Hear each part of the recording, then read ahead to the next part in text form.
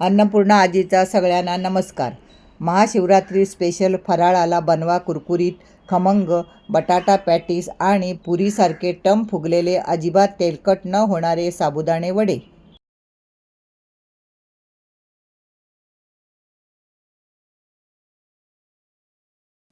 साबुदाणे वडे बनवण्यासाठी 1 वाटी फुगलेले साबुदाणे, 2 उकडलेले बटाटे, बारीक कापून घेतलेल्या 3 हिरव्या मिरच्या, 1 चमचा जिरे, 1 चमचा लिंबाचा रस, चवीनुसार मीठ आणि शेंगदाण्याचा कूट घेतला आहे. साबुदाणा वडे बनवण्यासाठी रात्री साबुदाणे भिजत घातल्यामुळे चांगले फुगले आहेत. तसेच साबुदाणे एकदम मऊ पण झाले आहेत. भिजत घातलेले साबुदाणे मोकळे करून घेऊया. आत्ता त्यामध्ये 1 चमचा जिरे, बारीक कापून घेतलेल्या हिरव्या मिरच्या तसेच उकडून घेतलेले बटाटे किसून घालून घेऊया. बटाटे किसून घेतल्यामुळे बटाटे साबुदाण्यामध्ये चांगले मिक्स करता येतील. 1 वाटी साबुदाण्यासाठी 2 बटाट्याचे प्रमाण एकदम परफेक्ट होते. बटाटे जास्त घातले तर साबुदाणे वडे मऊ होतात.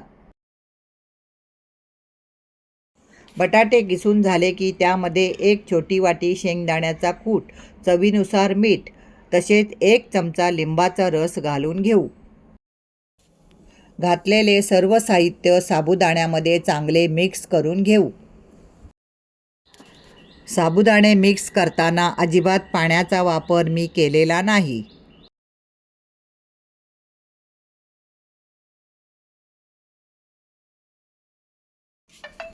सर्व साहित्य मिक्स करून झाल्यावर लिंबाच्या आकाराएवढे व्हिडिओमध्ये दाखवल्याप्रमाणे हातावर दाबून चपटे असे वडे बनवून घेऊ. वडे थापताना हाताला थोडा पाण्याचा हात लावून घेऊ, म्हणजे वडे हाताला चिटकणार नाहीत. वडे जास्त जाड न बनवता मीडियम असे थापून घेऊ. 1 वाटी साबुदाण्यापासून माझे 15 वडे तयार झाले आहेत. वडे तळण्यासाठी कढईत तेल चांगले गरम झाले आहे. आत्ता गॅस मीडियम ठेवून साबुदाण्याचे वडे तळून घेऊ. वडे तेलात घातल्याबरोबर लगेच न हलवता वडे तेलात सेट झाल्यानंतर चमच्याने हलवावेच. गॅस मीडियम ठेवल्यामुळे वडे सतत हलवून घेऊया, म्हणजे वडे करपणार नाहीत. साबुदाण्याचे वडे जास्त लाल न करता हलक्या सोनेरी रंगावर तळून घेऊया. साबुदाण्यामध्ये घातलेल्या लिंबाच्या रसामुळे वडे कमी तेलकट बनतात. इथे आपले साबुदाणे वडे तळून झाले आहेत.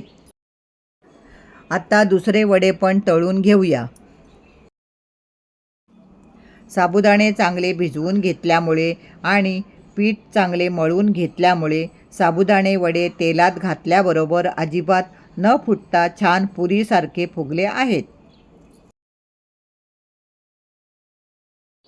इथे आपले सर्व साबुदाण्याचे वडे बनवून तयार झाले आहेत. साबुदाण्याच्या वड्याबरोबर खाण्यासाठी चटणी बनवून घेऊ. चटणी बनवण्यासाठी मी अर्धी वाटी ओले खोबरे, 2 चमचे भाजलेले शेंगदाणे, 3 हिरव्या मिरच्या, 1 चमचा लिंबाचा रस, चवीनुसार मीठ, थोडे पाणी घालून बारीक वाटून घेऊ. चटणीला फोडणी देण्यासाठी अर्धा चमचा साजूक तूप गरम झाले की पाव चमचा जिरे फुलले की तयार झालेली फोडणी चटणीमध्ये घालून घेऊ. इथे आपले साबुदाण्याचे वडे आणि चटणी तयार झाली आहे. साध्या सोप्या पद्धतीने बनवलेले साबुदाणे वड्याची रेसिपी आवडली असेल तर तुम्ही पण नक्की या पद्धतीने बनवून बघा. फराळी पॅटीस बनवण्यासाठी मी उकडलेले 3 बटाटे, 1 वाटी ओलं खोबरं, 2 चमचे शेंगदाण्याचा कूट, 2 चमचे काजूचे काप, 1 चमचा मनुका, पॅटीसला हलकीशी तिखट टेस्ट आणण्यासाठी 1 हिरवी मिरची बारीक कापून घेतली आहे. सर्वात प्रथम कढईमध्ये 1 चमचा साजूक तूप गरम झाले की त्यामध्ये मिरची घालून परतून घेऊ. मिरची थोडी परतली की काजूचे काप घालून ते पण परतून घेऊ. लगेचच त्यामध्ये ओले खोबरे घालून ते पण अर्धा मिनिट परतून घेऊ. खोबरं परतत असताना त्यामध्ये शेंगदाण्याचा कूट घालून घेऊ. शेंगदाण्याचा कूट घालून झाला की त्यामध्ये चिमूटभर मीठ घालून परत एकदा सर्व खोबरं परतून घेऊ.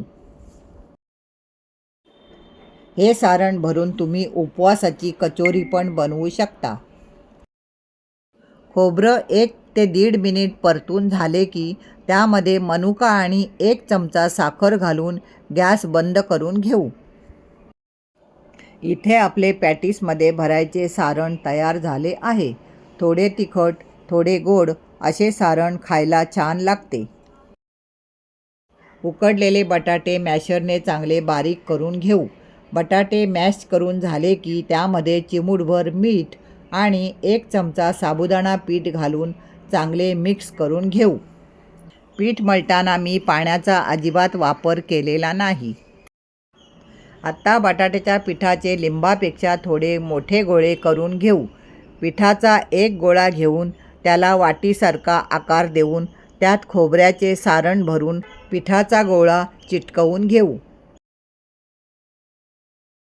ह्याच पद्धतीने बटाट्याच्या सर्व गोळ्यांमध्ये सारण भरून पॅटीस तयार करून घेऊया.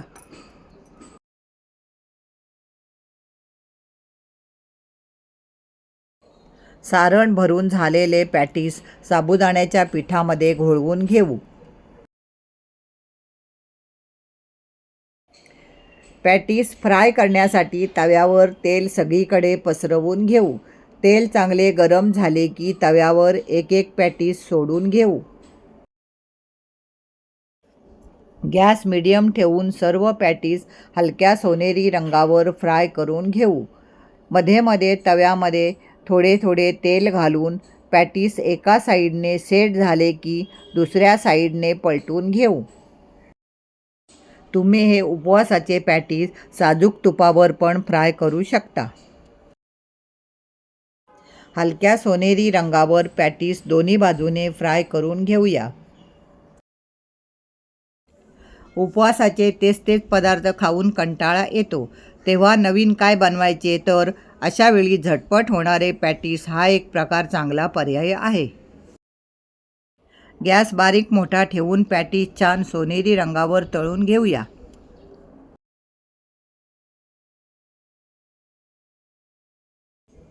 पॅटीस फ्राय करत आले की शेवटी 1 चमचा साजूक तूप पसरवून घेऊ. साजूक तुपामुळे पॅटीस छान खमंग होऊन खाताना पॅटीसचा स्वाद पण अजून वाढेल. आता आपले सर्व पॅटीस फ्राय करून झाले आहेत. पॅटीसबरोबर खाण्यासाठी चटणी बनवून घेऊ. मूठभर कोथिंबीर, पाव वाटी ओले खोबरे, 2 चमचे शेंगदाण्याचा कूट, 3 हिरव्या मिरच्या, चिमूटभर मीठ, थोडे पाणी घालून पातळ चटणी वाटून घेऊया.